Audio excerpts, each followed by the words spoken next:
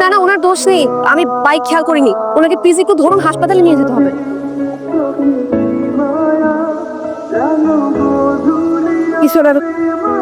মেয়েটা করি কোন মেয়ে? আরে আমাকে আমাকে হাসপাতালে দিয়ে গেল, যে চলে গেছে হয়তো।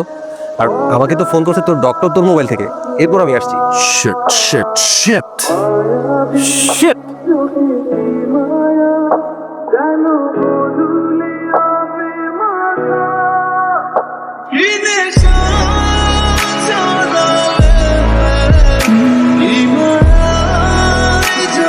আপনি এখানে? আমি তো এখানে জব করি।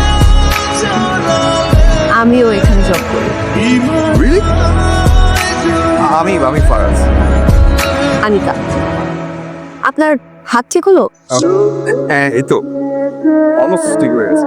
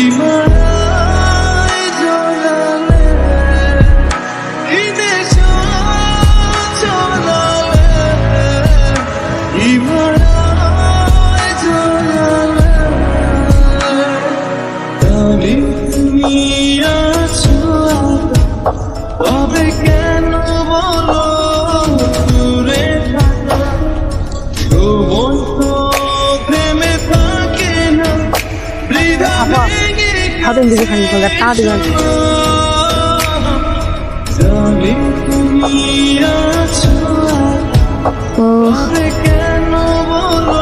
আপনার কাছে কি 100টা টাকা?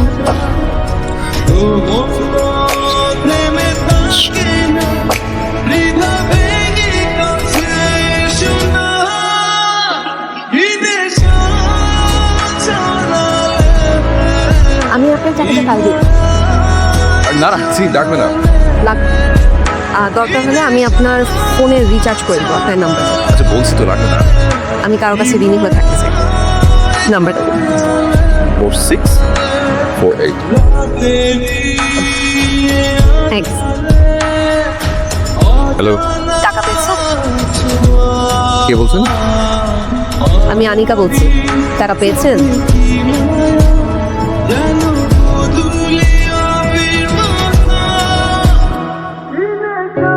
Hello hello. আপনি কি আমার কথা শুনতে পাচ্ছেন? না, আপনার কথা ভেঙে যাচ্ছে। হ্যাঁ, আপনার কথা ভেঙে যাচ্ছে। Hello hello hello. আর কেউ যদি অমিতাভ বচ্চন হতো তাহলে এখন শিওর হতো। আপনি এখানে? আমার বন্ধুর বিয়ে। আপনার বন্ধুর বিয়ে?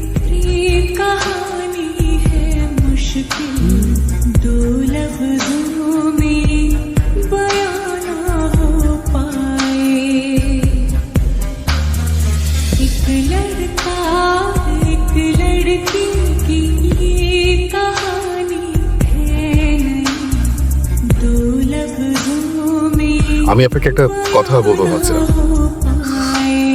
আমিও আপনাকে একটা কথা বলবো ভাবছিলাম। কি কথা?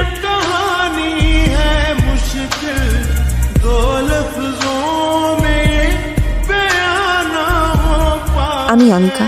সারা জীবন সবাই আমাকে দেখে প্রেমে পড়লেও আমি জীবনে প্রথমবার কারোর প্রেমে পড়েছি, যাকে বলে লাভ অ্যাট ফার্স্ট সাইট। একটা ছেলে পথশিশু থেকে ফুল কিনে তাকে উপহার দিয়ে দেয়। এর থেকে সুন্দর দৃশ্য আর কি হতে পারে। প্রথম দেখার পর আমাদের আবারও দেখা হয়, তবে এবার ভুল করে। আমি তখন মনের ভুলে উঠে পড়েছিলাম ভুল গাড়িতে।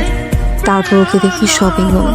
আমি সিঁড়ি দিয়ে দ্রুত উপরে আসতে আসতে ও কোথায় যেন গায়েব হয়ে যায়, একদম ভ্যানিশ।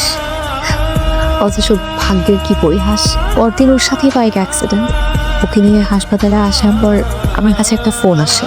আমার বড় চাচা খুব করে অসুস্থ হয়ে পড়েছে, আর বসে থাকা চলে না, দ্রুত বাসায় যেতে হয়। কাজ শেষ করে যখন হাসপাতালে ফিরি, নার্স জানায় ফারাজ চলে গেছে ডিসচার্জ হয়ে। কি ভাগ্য আমার, যাকে খুঁজছি তাকে পাচ্ছিও বারবার, কিন্তু হারিয়ে ফেলছি বের। তারপর আশ্চর্যজনক ঘটনাটা ঘটে।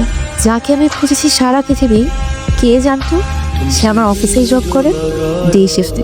তারপর আর কি, সোজা বসের রুমে গেলাম, শিফট চেঞ্জ। আমার কাছে ভাঙতি থাকা সত্ত্বেও ওর থেকে 100 টাকা নিল, ফোন নাম্বার নেওয়ার অজুহাতে। তারপর কথা বলা, বারবার দেখা হওয়া, এরপর আয়নার সামনে দাঁড়ানো, ভালোবাসার অভিব্যক্তি জানানোর প্র্যাকটিস। কাউকে মন থেকে ভালোবাসতে ভয়, লজ্জা, অস্বস্তি এসব না মাথা থেকে ঝেড়ে ফেলতে হয়। বেশি দিন অপেক্ষাও করতে হয় না। একটা ফুল কিনে সোজা তার সামনে গিয়ে হাঁটু গেড়ে বসে বলে দিতে হয়, ফারাজ, আমি আপনাকে ভীষণ ভীষণ ভীষণ রকম ভালোবাসি। আমার জীবনের বাকিটা সময় আমি আপনার সাথে কাটাতে চাই। আপনি কি আমাকে আপনার বাকি জীবনের সঙ্গী হিসেবে অ্যাকসেপ্ট করবেন? একটা মানুষের জন্য জীবনের সবচেয়ে আনন্দের সংবাদ কোনটা জানেন? যখন ওই মানুষটা জানতে পারে যাকে সে গোপনে ভীষণ ভালোবাসে, সে তাকে গোপনে তার চেয়ে বেশি ভালোবাসে। তো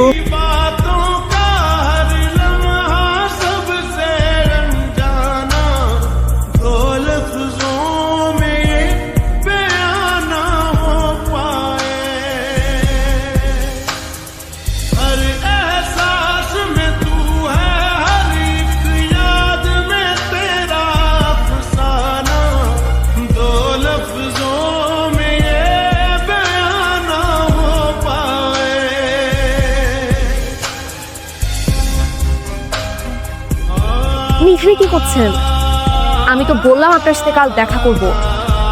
আপনি এখন যান, বাবা মা দেখলে না খুব ঝামেলা হয়ে যাবে। না না ওয়েট, আপনি জান মানে তুমি এখানে কি করছো? আমি এখানে কি করছি মানে, এটা আমার বাসা, আমি এখানে থাকি। আপনি এখানে কি করছেন? এটা তো আমারও বাসা। আমি আমি দোতলায় থাকি। আমি 3 তলায় থাকি। হোয়াট? তার মানে তুমি 3 তলার ওই লক্ষ্মী মেয়েটা? Wait, what do mean by 3 তলার ওই লক্ষ্মী মেয়েটা? আরে আমার মা সব সময় তোমার কথা বলে, 3 তলার ওই লক্ষ্মী মেয়ে, 3 তলার ওই লক্ষ্মী মেয়ে। তার মানে ওই ওই মেয়েটা তুমি? ও মাই গড! আমরা দুজন একই বাসায় থাকি? আমরা দুজন একই বাড়িতে থাকি।